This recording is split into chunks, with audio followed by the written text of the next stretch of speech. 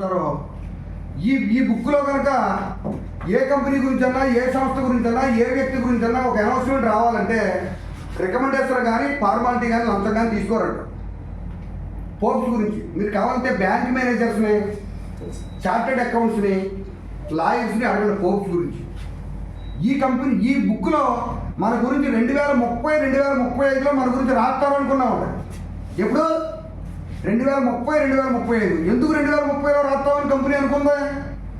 రాస్తారేమో అని.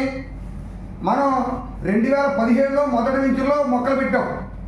మా మొదటి వెంచులో 2017లో మొక్కలు పెట్టాం. 2017లో మొక్కలు పెట్టాం కాబట్టి మనం ఎన్ని సంవత్సరాలకు ఆదాయం ఇస్తాం అనుకున్నాం?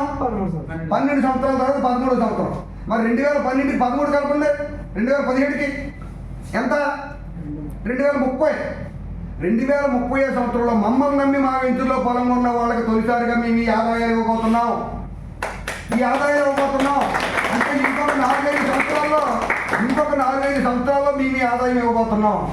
ఈ ఆదాయం ఇస్తే కనుక ప్రపంచంలో ఏ వ్యవసాయ భూమిలోని రానంత అత్యధిక ఆదాయం భారతదేశంలో, ఆంధ్రప్రదేశ్లో సాయి ప్రాపర్టీస్ అనే సంస్థ ఎర్రచంద్రం వెంచులేసి సామాన్యులు కోటీశ్వరులు చేసి పెద్ద ఆదాయం ఇస్తుందని ఈ పోప్స్ రాస్తారని మేము ఎక్స్పెక్ట్ చేసాం 2030 తర్వాత.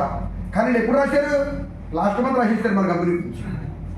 లాస్ట్ మంత్ రాసేస్తారు మన కంపెనీ గురించి. ఇది ఒక్కటి సాల్వ్ మీరు మార్కెట్లో ఏమీ ఆలోచించకుండా, అనుమానించకుండా పని చేయడానికి.